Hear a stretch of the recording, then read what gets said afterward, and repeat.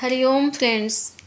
कर्कट राशि 12 वर्ष पर गुरु मिथुन राशि बाहरी आपण राशि रे गोचर करी। गुरु होउछन गोटे शुभ ग्रह एवं सबुठारु भल कथा यह कि आपण भाग्याधिपति से आपणकर भाग्याधिपति ही आपणकर लग्न राशि विराजमान हेबे। फ्रेंड्स या ठारु खुशी खबर आ कौन अच्छी फ्रेंड्स आज ठारु ही मिठा बांटिबा आरंभ कर दियंतु कारण समय आपण बहुत बढ़िया आसूची एवं तासह शनिंकर इड़े प्रभाव चली गुरु गोटे शुभ ग्रह आपण को चारि दिगरु शुभ ही शुभ फल प्रदान करी। तेणु आज ठारू पॉजिटिव ही रहिबा आवश्यक। खुशीर सह रुहंतु, पास्ट कथा भूली जातु। जीवन में जहाँ भी घटी जाइए कारण से कथा पुणी आपड़ जब मन पकेबी माने आपण को जहाँ जहाँ भल फल मिलबार थिबो ताहा मिलिबनी।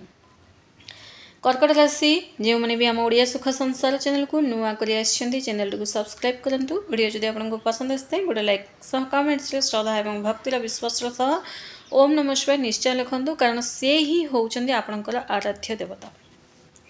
कर्कट राशि राशि अधिपति आपणकर होउछन्ति चंद्रमा किंतु भाग्याधिपति गुरुदेव आपणकर लग्न राशि 2 जून रु 31 अक्टोबर जाए रहिबे। गुरु जेबे लग्न रहिबे ना फ्रेंड्स से आपणकर पंचम सप्तम नवम घरे दृष्टि पकेबी। पंचम घर शुभ ग्रह, नवम घर मध्य भाग्य घर एवं ता सप्तम मध्य बहुत बढ़िया माने बहुत खुशी ही खुशी आपण जीवन में आसब। सबू दुखर अंत हेब एवं गोटे कथा जानी जो मैंने भी कर्कट राशि अटंती सर्वप्रथमे आपण को मोर प्रणाम कारण आपण होउछन्ति भूपृष्ठर गोटे चलंता देवता कारण एते शुभ ग्रह आपण लग्न राशि पुणी भाग्यर घरे दृष्टि पकेबा माने मानिबा को पड़िबो फ्रेंड्स। बहुत बढ़िया समय एमितिया समय आपणकर 12 वर्ष पर आसी जोटा कि जहाँ करने को चाहते करंतु फ्रेंड्स भाभी चिंती करंतु कौड़ा आपण भल ना निजर आत्मार कथा शुणिकी भाभी चिंती बहुत माने करंतु एवं प्लान करिवार मध्य एते आवश्यकता नाही कारण आपण जदि बिजनेस व्यापार जदि किछि नुआ करे आरंभ करिवे ना सेथिले मध्य लाभ रहिछि एवं ता सह विवाह तो आपणकर जोग रहिछि विवाह मध्य हबो गोटे भल जगह आपणकर प्रस्ताव आसीबो। संतान सुख ପାଇଁ प्लान करछन्ती संतान सुख निश्चित भाव में मिलिबो। भाग्य आपणकर मजबूत रहिबो। सबु संपर्क आपणकर भल रहिबा को लागिबो। शनिक प्रभाव जो जो संपर्क आपणक ठारू अलग हो जाइए आपण गोटे कहूले कि मानु नथिले आपणकर लव रिलेशन रे ब्रेकअप हो जाइतिला सबु रिलेशनशिप आपणकर मस्त रहिबो एवं जदि आपण निजर जे भी एक्स अछन्ती जहाको आपण भल पाउथिले किंतु से आपन को छाड़ी की जाइछन्ती पुणी तांको जदि एक्सेप्ट करिवे तो करिवे किंतु जदि एक्सेप्ट भी आपण करिवेनी तो आपण को लाइफ रे नुआ गोटे भल सदस्य मध्य आसीबे। गुरु देबे सब किछि गुरु ही आपण को देबे एवं ता सह आपण को सबु दिगरु सफलता मिलिबो। आपणकर ये जो समय कौन सी देवी देवतांकर आशीर्वाद छर कम नुहे बहुत बढ़िया समय। सकाळु उठिला मात्रे आपण खुशीर सह उठंतु खुशीर सह समय बहुत बढ़िया 2 जून ठार 31 अक्टोबर जाए समय आपणकर बहुत बढ़िया अच्छी तापरे कौन रही सेटा पुणी ग्रह गोचर स्थिति अनुसार ही गणना करा जीवो किंतु समय आपणकर बहुत बढ़िया माने खुशी फेस रे एकदम स्माइल रहिबा कथा एवं आपण निजर जीवन साथी सपोर्ट मध्य पाइबे।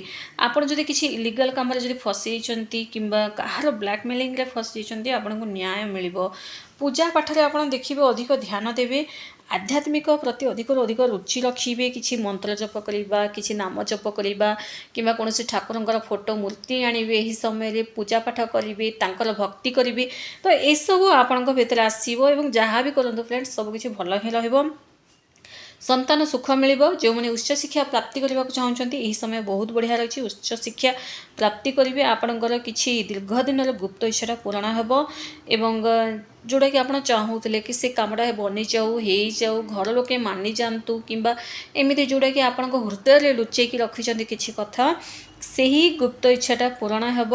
गुरुंकर शुभ दृष्टि जो जीवन में बहुत आगेबे आपण गाड़ी वाहन किणवे जगह जमी किणवार शुभ समय आपण एटा एवं ता सह बहुत आगेबे आपण माने पास्ट कथा आपण को भूलिबा को ही पड़िबो तेबे जे आपण आगेबे एवं आपणकर जी हजबैंड किंबा वाइफ अच्छा ମଧ୍ୟ ଉନ୍ନତି ହେବ, ଆପଣଙ୍କ ଭାଗ୍ୟର ଏଫେକ୍ଟ ତାଙ୍କୁ ମଧ୍ୟ ପଡ଼ିବ, ବହୁତ ବଢ଼ିଆ ରହିଛି।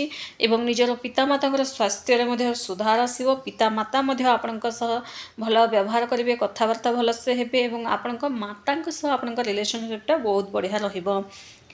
ଟିକେ ଅଳସୁଆମୀକୁ ମଧ୍ୟ ତ୍ୟାଗ କରିବାକୁ ପଡ଼ିବ, ତେବେ ଯାଇ ଆପଣ ଆଗକୁ ବଢ଼ିବେ। ଟିକେ ବ୍ରହ୍ମ ମୁହୂର୍ତ୍ତରେ ଉଠନ୍ତୁ, ଠାକୁରଙ୍କର ପୂଜା ପାଠ କରନ୍ତୁ, ଓମ୍ ନମଃ ଶିବାୟ ମନ୍ତ୍ର ଜପ କରନ୍ତୁ, ଶିବଲିଙ୍ଗରେ ପ୍ରତ୍ୟେକ ଦିନ ଜଳ କ୍ଷୀର ଅର୍ପଣ କରନ୍ତୁ। ସେଇ ଆପଣଙ୍କ ଆରାଧ୍ୟ ଦେବତା, ତାଙ୍କୁ ଛାଡ଼ି ଆପଣ କୁଆଡ଼େ ଯିବେ ଫ୍ରେଣ୍ଡସ୍, ଯିବେ କୁଆଡ଼େ?